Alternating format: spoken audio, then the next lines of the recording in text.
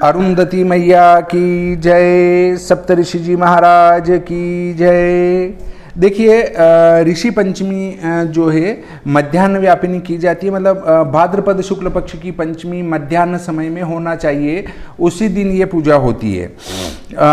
अब इसमें पंचमी में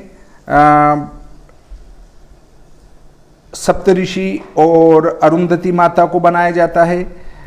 7 ऋषि बनाएंगे, एक अरुंधति माता बनाएंगे। फिर हम हमारे 3 बार आचमन करके ओम माधवाय नमः, ओम केशवाय नमः, ओम नारायणाय नमः बोलकर 3 बार आचमन करेंगे। आचमन करने के बाद हाथ धो लेंगे, ओम ऋषिकेशाय नमः। और फिर उसके बाद शरीर के छींटा लगाकर शरीर को पवित्र करेंगे। फिर आसन को छींटा लगाकर आसन को पवित्र करेंगे। फिर भगवान गणेश आदि का स्मरण करने के बाद में फिर संकल्प लेंगे कि हाथ में अक्षत, फूल, सिक्का, जल, कुमकुम ये सब लेकर और फिर बोलेंगे कि आज भाद्रपद शुक्ल पक्ष की पंचमी को ये वार है, ये नक्षत्र है, ज़्यादा पता नहीं हो तो पंचमी और ये वार हैं। इस दिन में सप्तऋषि अरुंधति माता सहित सप्तऋषियों का पूजन मतलब जानकारी की अवस्था में या बिना जानकारी की अवस्था में, यदि रजस्वला अवस्था में मैंने कहीं किसी को स्पर्श किया हो, बर्तन आदि को स्पर्श किया हो, तो उसकी दोष की निवृत्ति के लिए मैं जो है आज ऋषि पंचमी का व्रत करके और सप्तऋषि और अरुंधति माता का पूजन और ऋषि पंचमी कथा का श्रवण मैं कर रही हूँ।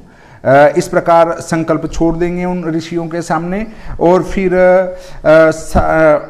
ओम भूर्भुवः श्री सप्तऋषिभ्यो नमः, श्री अरुंधति देवीभ्यो नमः, आवायामि स्थापयामि समर्पयामि छोड़ देंगे, अक्षत छोड़ देंगे। फिर उनको हाथ जोड़कर आसन ग्रहण करने की प्रार्थना करेंगे। बाद में उनका हाथ धुलाएंगे, पैर धुलाएंगे, मुख धुलाएंगे। तो हस्त प्रक्षालनम, मुख प्रक्षालनम, आचमनम जलम, हाँ, तो इस प्रकार आचमन का जल छोड़ देंगे। इसके बाद ये सब करने के बाद में फिर उनको शुद्ध जल से स्नान कराएंगे, फिर पंचामृत से कराएंगे, फिर शुद्ध जल से स्नान कराएंगे, फिर वस्त्र चढ़ा देंगे। वस्त्र में आप अगर कोई ब्लाउज पीस है माता जी को या पुरुष का कपड़ा है वो भी चढ़ा सकते हैं, या फिर लच्छा चढ़ा देंगे। इसके बाद यज्ञोपवीत चढ़ा देंगे। माता जी को यज्ञोपवीत नहीं चढ़ेगी, पुरुषों को यज्ञोपवीत चढ़ेगी। यज्ञोपवीत के बाद उन सबको चंदन की टिक्की कर देंगे। चंदन की टिक्की करने के बाद फिर उनको अक्षत निवेदन कर देंगे। फिर पुष्प चढ़ाएंगे, पुष्प के बाद अबीर गुलाल चढ़ाएंगे और माता जी को सौभाग्य द्रव्य चढ़ाएंगे, टिक्की, फुंदी, चूड़ी वगैरह ये चढ़ाएंगे। और सौभाग्य द्रव्य चढ़ाने के बाद इत्र चढ़ाएंगे सभी को। इत्र के बाद धूप का ध्यान करेंगे, फिर दीप का ध्यान करेंगे, फिर उनको नैवेद्य लगा देंगे। नैवेद्य के बाद में आचमन कराएंगे, उनका मुख धुलाएंगे, जल पिलाएंगे, फिर उनको पान खिलाएंगे, लौंग, इलायची, सुपारी, खारक, बादाम, दाख वगैरह या पंचमेवा निवेदन करेंगे। और वो निवेदन करने के बाद उनको दक्षिणा चढ़ाएंगे। दक्षिणा के बाद में उनको फल निवेदन करेंगे। इस प्रकार मैंने आपको एक संक्षिप्त पूजन विधि बताई। अगर आप के कोई पंडित जी कराने वाले नहीं हों तो आप घर पे भी इस प्रकार कर सकते हैं। देखिए इसका भी उद्यापन होता है। पहले मैं आपको उद्यापन विधि बताता हूँ, उसके बाद आपको कथा श्रवण कराऊंगा। तो राजा युधिष्ठिर बोले इस व्रत के फल को देने वाला इसका उद्यापन किस प्रकार किया जाता है और सुमति ने इसके उद्यापन को किस प्रकार किया था। सो अब मुझको कहिए। श्री कृष्ण बोले कि पहले दिन एक समय ही भोजन कर प्रातः काल उठ भली भांति स्नान करके पहले दिन एक टाइम भोजन करना चाहिए, अर्थात चतुर्थी को एक समय भोजन करें और दूसरे दिन उठकर सुबह सूर्योदय पहले ही स्नान वगैरह कर लें। अपने गुरु के पास जाकर प्रार्थना करें कि हमारे उद्यापन के काम में आप मेरे आचार्य होइए। तब भक्ति युक्त पूर्वोक्त विधि से स्नान करके अच्छे पवित्र स्थान को गोबर से लीप कर सर्वतो भद्रमंडल में मिट्टी अथवा तांबे के कलश में जल भर कर कलश स्थापन करें।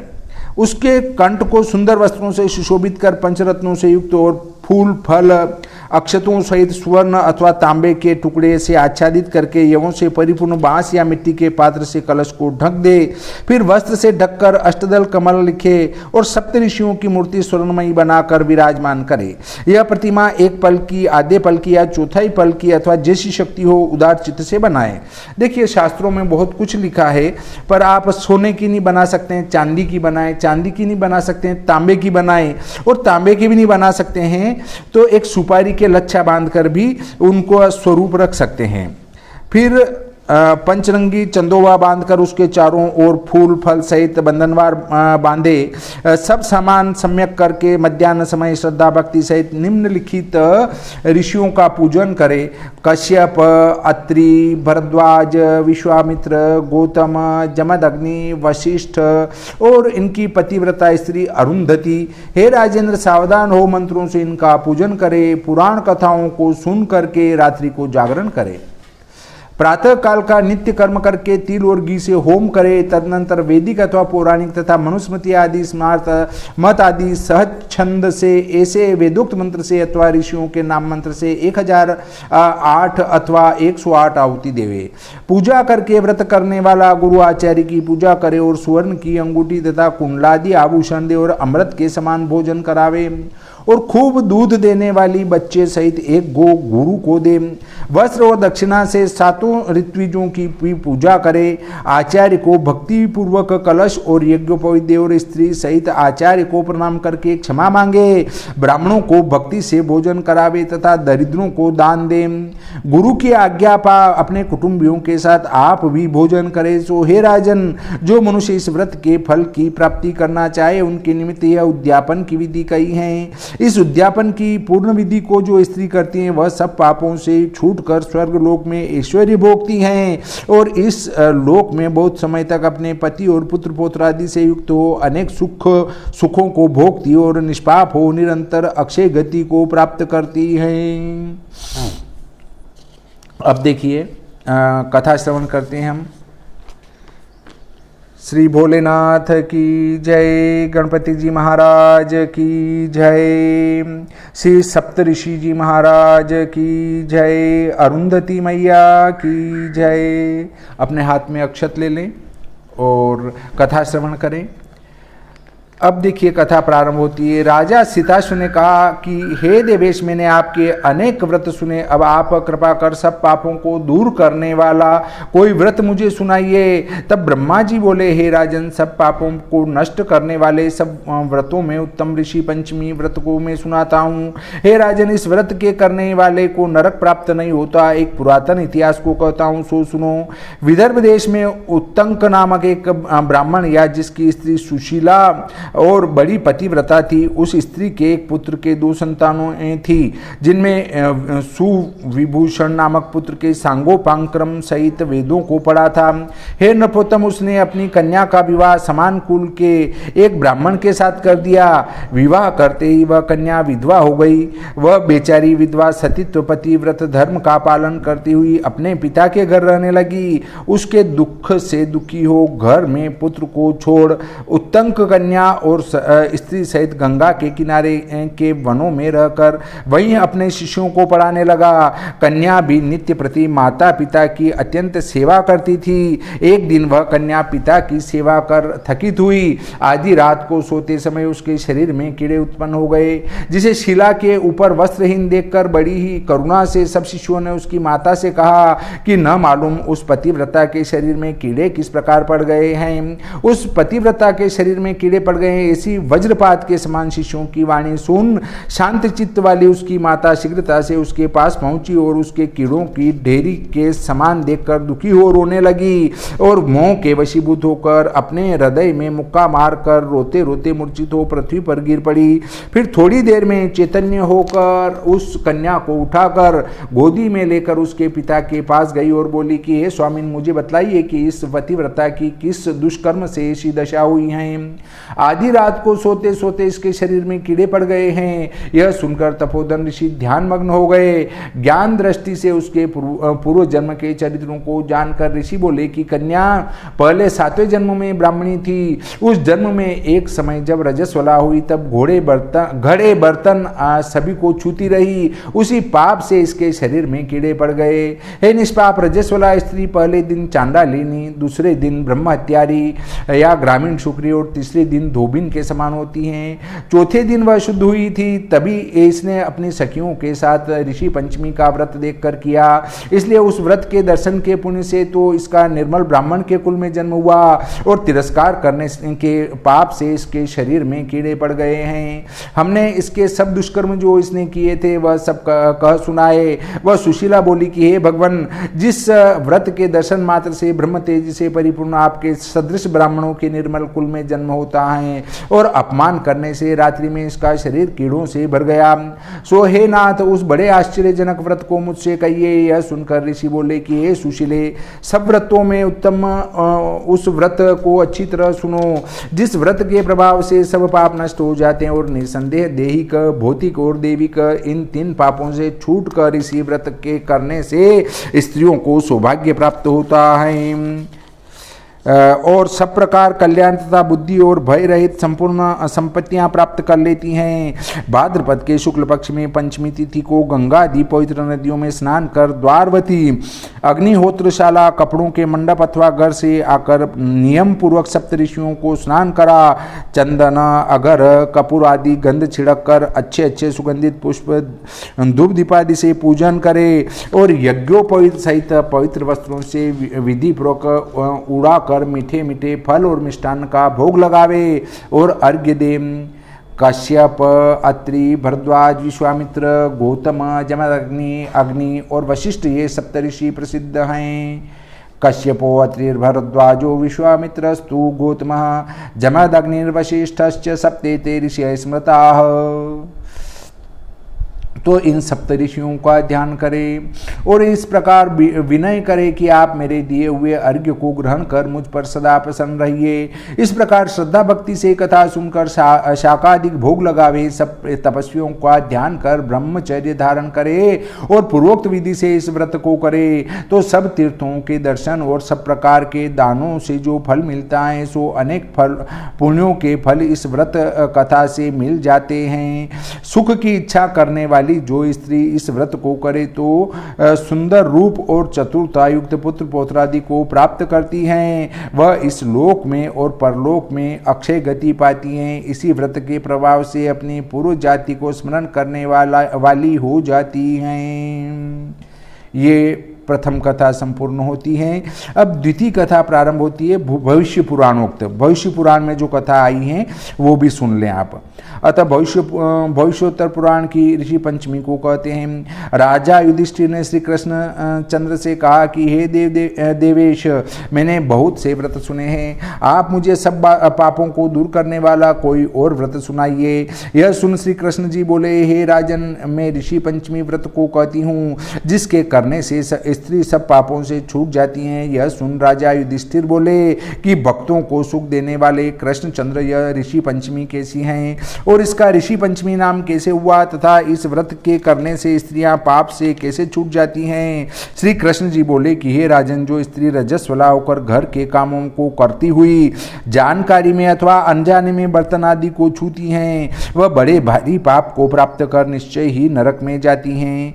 हे राजन, रजस्वला स्त्री किस कारण छोड़ देने योग्य हैं उसे कहता हूँ। हे भारत, ब्राह्मण, क्षत्रिय, वैश्य, शूद्र चारों वर्णों के पुरुषों को चाहिए कि जो स्त्री रजस्वला हो उसे घर का काम न करने दे, क्योंकि पूर्व समय में इंद्र को वृत्रासुर को मारने पर ब्रह्महत्या का पाप लगा था।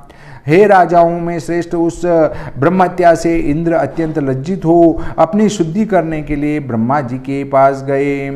उस समय देवताओं सहित ब्रह्मा जी ने क्षण मात्र में ध्यान कर प्रसन्न चित्त हो इस प्रकार इंद्र की शुद्धि की। हे नृपशार्दूल, उसे ब्रह्मा जी ने चारों स्थानों में बांट दिया। पहला अग्नि की ज्वाला में, दूसरा नदियों के बरसाती जल में, तीसरा पर्वतों में, चौथा स्त्रियों में के रज में। इन 4 जगह रख दिया। इस कारण हे युधिष्ठिर, चारों वर्णों की रजस्वला स्त्री पहले दिन चांडालिनी, दूसरे दिन ब्रह्मत्यारी और तीसरे दिन धोबिन के समान रहती हैं। तत्पश्चात चौथे दिन शुद्ध होती हैं। उस स्त्री का संपर्क ज्ञान व अज्ञान से किसी प्रकार भी हो जाए तो उसका पाप लगता है, जिसको दूर करने के लिए ही ऋषि पंचमी का व्रत करना उचित है। सर्व उपद्रवों को शांत करने वाला यह ऋषि पंचमी का व्रत ब्राह्मण, क्षत्रिय, वैश्य, शूद्र सभी स्त्रियों को विशेष रूप से करना चाहिए।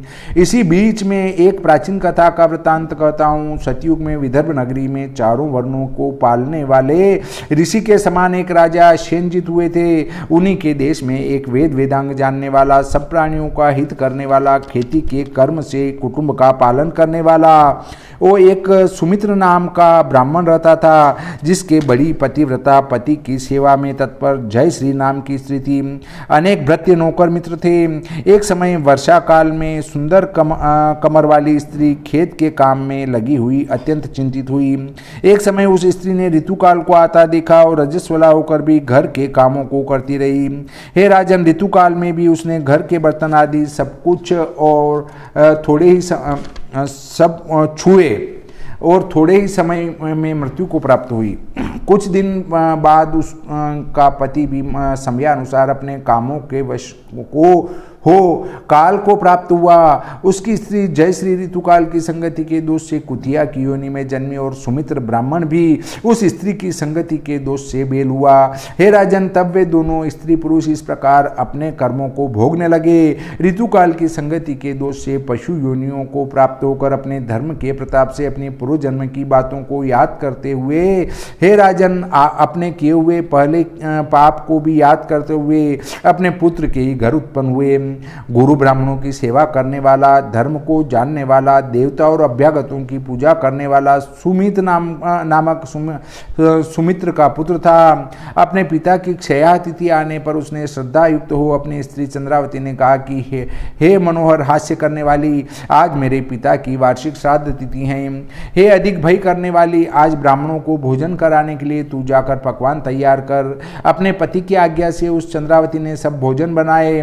उसी समय खीर के बर्तन में एक सर्प ने विष गिरा दिया। उसको देखकर ब्राह्मणों के मर जाने के भय से खीर के बर्तन को उसकी पूर्व जन्म की माता कुतिया ने छू लिया।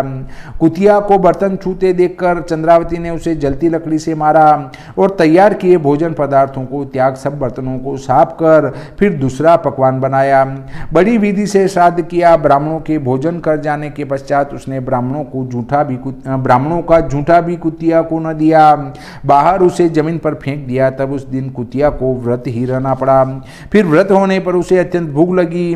तब वह अपने पूर्व पति बेल के पास जाकर बोली कि हे नाथ, आज मैं बहुत भूखी हूँ, क्योंकि मुझे आज भोजनादि कुछ भी नहीं मिला है। आज तो एक घास भी अन्न नहीं मिला। इस कारण भूख मुझे बहुत अधिक सता रही है। और दिन तो यह मेरा पुत्र मुझे भोजन दे देता था, आज तो इसने मुझे जरा सा जूठन भी नहीं दिया।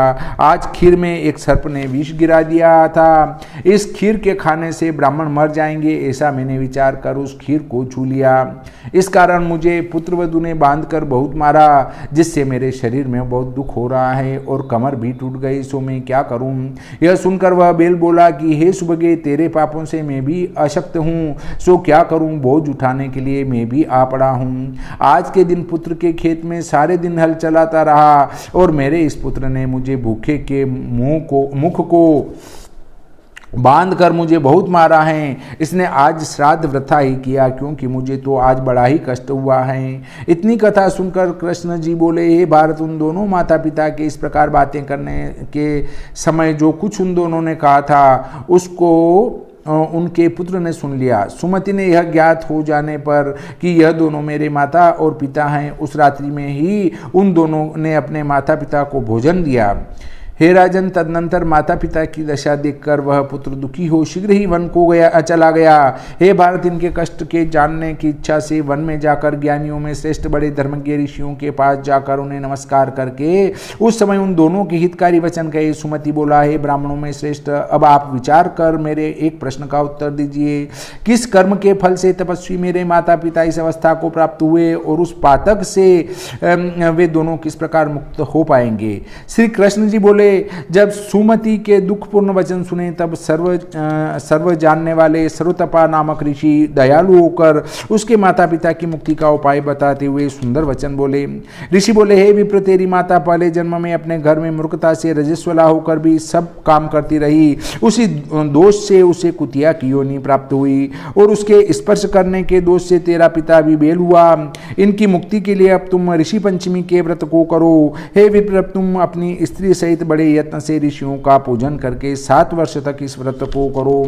तत्पश्चात धन की कृपणता को छोड़कर उद्यापन करो और उस दिन तुम केवल शाकाहार भोजन करो अथवा कंद मूल भोजन करो और हल के जोतने से पैदा हुए अन्न न खाओ। भाद्रपद शुक्ल पक्ष की पंचमी तिथि के दिन मध्याह्न काल में यानी 12 बजे के समय नदी के पवित्र जल में चीरधार की लकड़ी से दातुन करके स्नान कर मंत्र पढ़ो। अब मंत्र क्या है देखिए।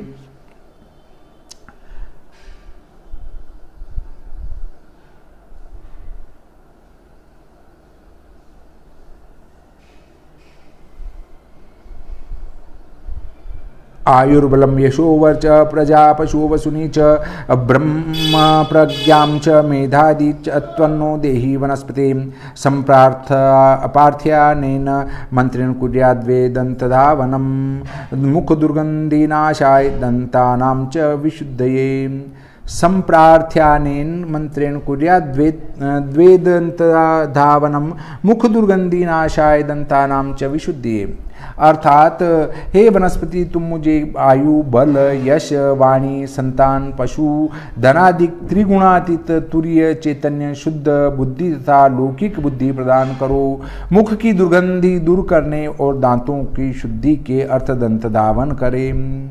देखिए, बहुत सारे व्रत करते हैं और व्रत में तम्बाकू खा रहे हैं, गुटखा खा रहे हैं, चाय पी रहे हैं, तो वो व्रत आपका समाप्त ही जानो, क्योंकि मुंह आपका दुर्गंध वाला नहीं होना चाहिए। मुंह सही होना चाहिए तो ही उसमें भगवान का निवास हो सकता है, अर्थात आप भगवान के पूजन के अधिकारी हैं। चाय भी पी रहे हैं तो चाय भी एक नशा है, और यदि नशा कर लिया तो फिर व्रत करने से कोई मतलब नहीं निकलता है। दांतों को शुद्ध करके पहले मिट्टी का लेप कर स्नान करें। तिल, आंवला, बाल छड़ आदि सिर धोने के पवित्र पवित्र मसालों से बालों को बड़े यत्न से धोकर शुद्ध नवीन वस्त्रों को पहनकर अरुंधति सहित दिव्य वेशधारी सप्तऋषियों की पूजा करें। कश्यप, भरद्वाज, विश्वामित्र और गौतम, जमदग्नि, वशिष्ठ जी और पतिव्रता अरुंधति इन सप्तऋषियों का एकाग्रचित हो विधि सहित पूजन करे। हे द्विजोत्तम, इस ऋषि पंचमी के दिन इस व्रत के करने से ऋतुकाल की संगति से उत्पन्न हुए दोष नष्ट हो जाते हैं, इसमें कुछ भी संदेह नहीं। श्री कृष्ण जी बोले, उन ऋषियों का उत्कृष्ट भाषण सुन सुमति ने अपने घर जाकर अपनी स्त्री के साथ भक्ति और श्रद्धापूर्वक इस व्रत को किया। यह ऋषि पंचमी का व्रत सब पापों का नाश करने वाला है। इसी ऋषि पंचमी व्रत को ऋषियों के कहे अनुसार यत्नपूर्वक करके सुमति ने उस व्रत के फल को अपने माता पिता को दे दिया। हे राजेंद्र, उस व्रत के पुण्य के प्रभाव से उसकी माता कुतिया की योनि से छूटकर श्रेष्ठ विमान में बैठकर दिव्य वस्त्रों को धारण कर स्वर्ग को चली गई, और उसका पिता भी मरने पर पशु योनि से छूटकर इस महाव्रत के प्रभाव से स्वर्ग को चला गया। हे राजन, शरीर से, वचन से अथवा मन से किए जितने दुष्कर्म हैं सो सब व्रत के प्रभाव से नष्ट हो जाते हैं। और हे नृपोत्तम, जो कुछ उसका पुण्य होता है सो तुम सुनो। सब व्रतों के करने से जो फल, संपूर्ण तीर्थों के करने से जो फल तथा सब प्रकार का दान करने से जो फल होता है सो सब इस ऋषि पंचमी के व्रत करने से प्राप्त हो जाता है।